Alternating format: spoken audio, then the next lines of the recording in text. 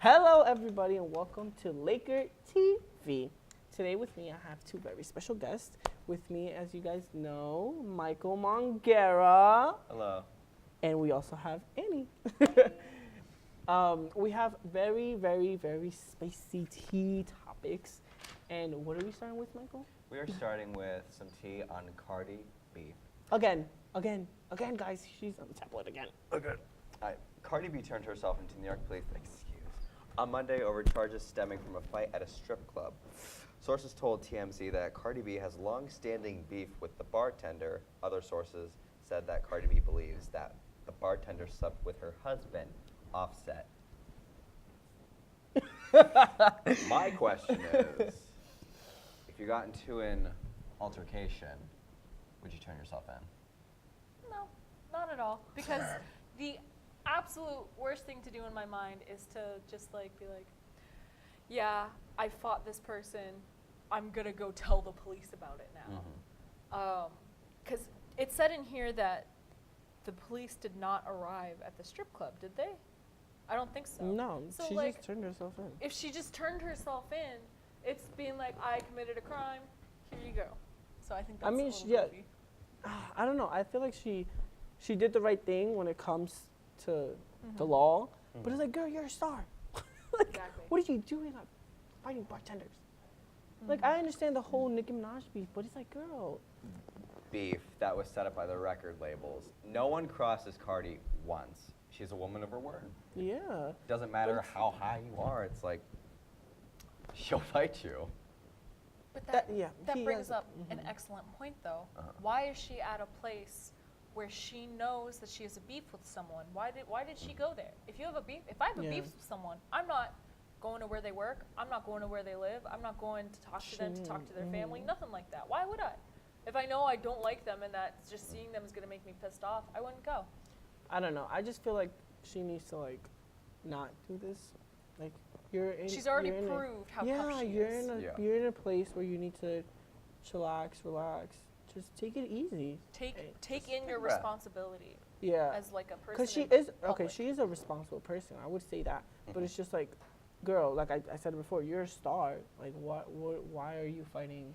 These people are beneath you. Yeah, you're beneath you, honey. Okay, and our next topic speaks about. Oh, are you guys kidding me again? I don't want to speak about Donald Trump. Again? But it's also Kanye. And Kanye. No, we will be speaking about Kanye and the Donald Trump. And how he today went to the White House and essentially hugged Donald Trump and told him that he wished Donald Trump was his dad. And don't forget his hat. Oh, yeah. He still had the hat on. He had the hat on during the entire thing. Yep. And he was saying, hat makes me feel like I'm Superman. This makes me feel so comfortable and powerful. He said that Superman was his favorite superhero. He also, in that as well, said that he does not believe his doctor gave him the correct diagnosis for bipolar. But I think the most important thing in this article, I know you don't want to talk about Donald Trump, but the focus on the article should be Kanye, and that he said that he's not going to let racism hold him back anymore. And I think that's a really powerful message. I just feel like a lot of people have been attacking Kanye. I don't support what he says, and I don't support Donald Trump. But everybody is entitled to their own opinion. And that's exactly what we believe here on Laker Tea Time. We have our opinions, we speak without your concern or your concern. Like, I'm going to speak what I have to say, and I feel like that's what Kanye's doing. I don't support what he's saying, but it's like, it's his opinion. Let him speak. Now, it's different because we're not famous, but and he's in the public eye, so they're going to attack him. But he should already be used to that. But at the same time, it's like, can we just respect his opinion? It's like, just let him be. Obviously, everybody has their strong opinion about what he says, but let him speak his mind. Even if you don't agree with it, just let him speak his mind. I don't agree with it, but hey, I could speak about it, he could speak about it, Kanye could speak about it. What do you think about it? I mean, you basically said what it is. It makes me wonder, what does he know behind the scenes that the public doesn't know? Exactly. That makes me think, so does he know something that we don't that is making sense to him why he supports Trump? And he can speak upon it. and that's why he's so like stressed out about it. Do you think Kanye's gonna run for president? Imagine Michelle Obama and Kanye West. Duking it out, yes. Fight. It would be another. I'll be Oh, another. I thought you just meant like, just like together. I'm like, no. No. running We're for talking about president running for against- president. It would be Yeah. another Hillary Clinton, Donald Trump Here's the thing, type though. thing. People love Michelle Obama. Yeah, Michelle would The only win, people but it's who like, I think don't love Michelle Obama is like lunch ladies because they started having to serve vegetables that were fresh. I do think Michelle would win. I do think Michelle would win, but it's also, not Kanye. Trump won. Yeah, so we So know it's that like those people are I out wouldn't, if Kanye wins, I wouldn't be like shocked. Because it's like Trump won. Trump is way worse than Kanye, and he won.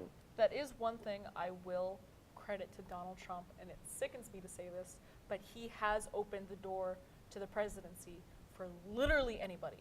For Oh, yeah. anybody, like we're all told you can grow up to become president. We all know that wasn't realistic until this presidency. Yeah, I still remember the day I woke up. It was a cloudy day. I Very cried. gloomy, I cried, very actually. sad. No, it was actually like this. It was very gloomy, very sad, very cloudy. Everyone was And kind I of like, looked at my phone, and I'm not Kanye West, and Donald Trump was the president. I was like, all right, No idea. I'm gonna become president and fix us all. I would run too. Michael, Oh my Mongera God. Nunes. Nunes versus Imagine. Mongera. Wow. They're gonna fight Battle. to see who's president, though. That's the problem. Y'all You guys would both vote. want to be You president. guys vote. Tag us on Vote. Twitter, Tag us Instagram. on Twitter, tag you us on guys vote. Instagram. Me or Michael Mongera? The quaff or the buzz cut? You have to do like the serious face, but it's like we're running for president. Anyways, I our have next some topic. question. Annie, I So, love this tea time. Tea time topics. So my very first question for you would you guys date someone who you 100% knew had a past history of cheating? I could date, but I wouldn't be comfortable with it. Here's the thing. What's the date? I believe- hold on one second. I want to focus on these quotes for dating. Like, Date. what's your limitations for the dating for someone who's cheating? I mean, you can obviously like date whoever you want, but it's not saying that you would be comfortable. Like I wouldn't be able to trust. But them. that's already stressing yourself out. That's already like, what's the point of being with them if you're gonna be stressed? You should be comfortable. I believe that. I mean, I don't get into relationships just to get into relationships. I am very, very, very, very picky when it comes to that. Right. And what that would be one of the things that I would be like, honey, goodbye. Like, no, I'm not gonna deal with that because then I'm gonna stress myself out. It doesn't matter who it is. It could be freaking, I don't know. Now see, I agree with that. It's just sometimes I want someone to pay for my meal. Okay, see, you're just using them. Hi. We're talking about realistic relationships. Annie, I will answer your question. No, I would not date somebody because I would stress myself out and I would not be comfortable. I would be like, where are you? I'm not doing that. I don't want to be in a out- Who were you They relationship. go looking out at? at night. You don't know what they're doing. Yeah, just But out in the like, club. But that's the thing. They here- would not go out in the club without Here's me. my defense for dating someone who cheated before. They could have cheated to get out of a bad relationship. They could have cheated because they were missing something That's- from a previous relationship. But That what if here's you're the- dating someone who's currently cheating? What if you are the person that the person's having an affair with? I wouldn't do that. What I if you wouldn't didn't be in know? that What if- situation. No, what if- I what if would. you I didn't wouldn't know? put myself in that Yeah. situation because that's Why? that's that's messed up. You got me messed up. That's messed up. That is messed up. If you are the Like the affair. the affairer, that's messed up. Why are you doing that? Like, the other woman. Man. especially if In our there's case. The there's other like other individual. people involved, their kids. Yeah. Like if there's that's a messed up. Oh. I'm sorry. Oh. Like I wouldn't. No meal never. is What if, good what if enough. their would previous never fuck relationship is around with bad? that. What if No, there's I no would not. emotional support? Okay, so then leave them. That's the What thing. if If you're you want, if so- I'm gonna be the But if you cheater, have kids, how do Honey. you leave them? I mean, I know it's possible. It's happened to a lot of people. okay, myself my included. parents got divorced and we were fine.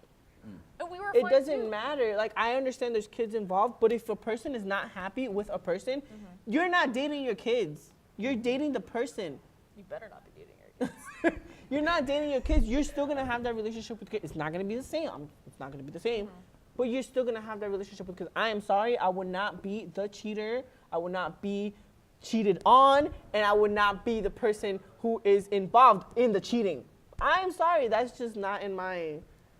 saying, status like, and my mood and my whatever you call it nowadays. You don't cross me once. No, sorry. You don't even potentially cross me. I'm goal-oriented, not happening. I have a question for you two, and also you guys out there, if you want to tweet at us or comment on our Instagram posts. How long was your shortest relationship and why? You first, Michael.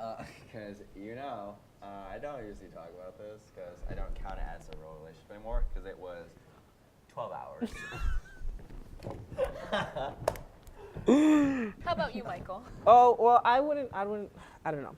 Because I wouldn't count middle school or high school relationships. And plus, I was with girls when I was in middle school. And I definitely don't like girls. So I don't know. I wouldn't say I have a shortest relationship. So, then what's your longest relationship? Longest relationship would have to be a couple months. More than 5 months. Really? Yeah. I've only been in one relationship. Oh, okay. Without counting Like other things. the middle school, high school relationships, which don't count. Outside of that, I've been in one relationship. Yeah. So, and I don't plan on getting into another one until I find the one. So the like 1,100. Yes, the one that's gonna be with me forever. Because I'm very picky when it comes to relationships. I'm, like, for example, the cheating thing. Like, if you have a history of cheating, oh, goodbye. Like, I'm very picky. Like, and I don't tend to just settle down for anything. I'm not trying to, like, be, like, cocky, as you could say, but it's just, like, I'm not going to get into a relationship You have a goal in mind. Yeah, and I'm the same way with life. Like, when it comes to my career, when it comes to everything in general, like, I'm the same way. I'm a perfectionist. Perfectionalist. Es so mismo. Anyways, I'm very picky when it comes to relationship and who I speak to. I don't speak to a lot of people. And I've actually put this up. People call me mean. I actually put this up on my Instagram. I'm like, you're lucky if I speak to you. No, it's not. It's just like, I'm not going to waste my time. Simple as that. I'm not going to give you the attention that you crave. Because I don't want your attention. That's super valuable. That's I don't super crave your important. attention. You have to value your own time. 'Cause time is money. Definitely. And also, I did read this, and I do believe this, is to always, like, how do you say it? Like, to always put yourself first, you could say, before, like, you put the person you're speaking to or whatever. Like, think to yourself, like, am I actually, like, able to be with the person? Like, in anything in general. And also, I have said before that, when it comes to my next relationship with the person I'm going to be with, I want to be friends with them first before anything else. Because this is why. Because I want to see how they are in certain situations, to see if when we're together, those situations happen. And I'm like, okay, he's going to react this way. You know, for example, like, if we're friends and we get into a fight and you just ignore me the whole day, I'm like, great. So if we're together, he's just going to ignore me the whole day. I can't deal with that. You know? You used to see, like, almost like the extremes of, like, your partner before you decide, like, exactly. can I handle this? So I'd rather be friends with somebody and then get into a relationship. Because we all have that one friend who we don't want to be with, and we know that, like, we don't want to be with them in, like, certain situations. No, like, yeah, if you have to definitely. move somewhere, you want someone to be reliable. If you want to be in a relationship, you want someone reliable. Here's the thing, I have friends, but I don't have friends at the same time. I tend to. You don't have friends. Here's the thing, you're either an acquaintance or your family. I'm sorry, you're either an acquaintance or family. I'm sorry, you're an acquaintance. Like, it's like that. You know? It's like, friends, it's a weird word to me. Like, because it's just people that come and go. I don't like having people that come and go into my life. You're either family, which are my two best friends, or you're an acquaintance that I speak to once a month. Like, I don't see it as a friend. I'm sorry. So when it comes to, like, me dating the other person, I have been asked, what are you looking for? That question is very interesting to me. And I answered, the country accent came out. Sorry, we were watching something on Instagram. I answered, I'm not looking for anything, because once you're looking for something and you find what you're looking for, you tend to look for other stuff. That's what I answered.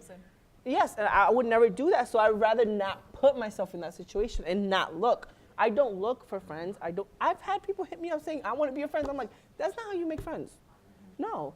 And people like, I want to be your boyfriend. No, that's not how it works. Like, let's speak, let's get to know one another, let's be friends, and then get into it.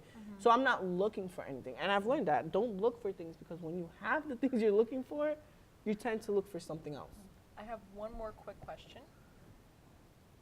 Do you guys believe in emotional cheating? Yes. Like, even if it's just mental, where like you have like either like a reoccurring dream. Because I think it boils down to a basis of respect. Here's the thing. When it comes to emotional cheating, there's different people. People are different. Me, I'm gonna put myself for example, obviously, because I know my heart, I know how I work. When I am with somebody, all my emotions are with that person. My relationship emotions and stuff like that. Obviously, family emotions not, but all my emotions are with that person. So they wouldn't be an emotion like, for say Michael, I have emotions for Michael. No, there's not gonna be that because I'm with somebody. Cheating. What about you? Because you're asking us questions. But how was your shortest relationship, and what do you think about emotional cheating? So, honey, you're asking us.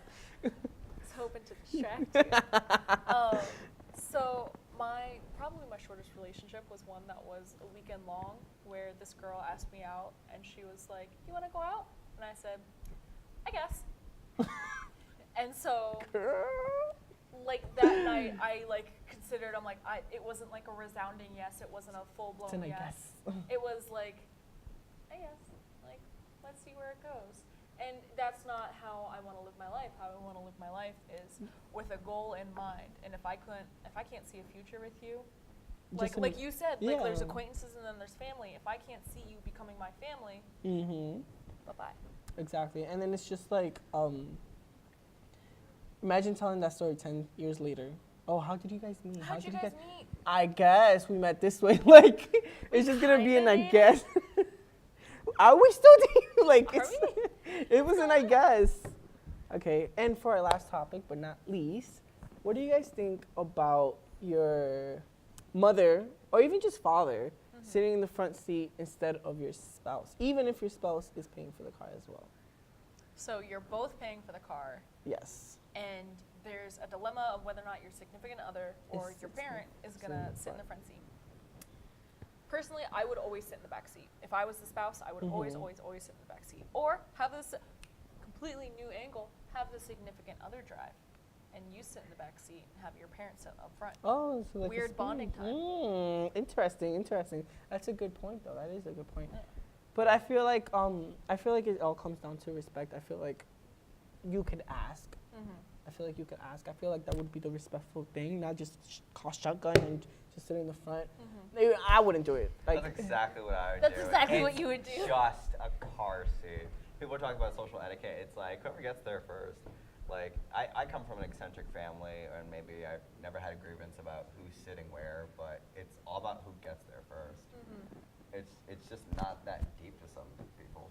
I mean, I don't think it's that deep. It's a respect your elders but it's thing, just though. a general topic that many people have spoken about on social media, and I fully believe that like it's gonna help you in your relationship. If you have a relationship and your significant other and their parent is in the car, I honestly believe if you're like, here, no, you take the front seat, it'll be easier on you, you won't get as car sick or whatever, maybe not specifically say those things, but just like insist that the parents sit in the front, I think that will completely benefit your significant other's parents' opinions of you. See, in my personal opinion, if I am the person who's driving and my parent is the one that's visiting, or you could say, I would feel bad if my spouse doesn't ask my mother if they could sit in the front or would they rather sit in the back. I'm sorry, I'll be like, are you freaking kidding me? Like, I would really like yell at them.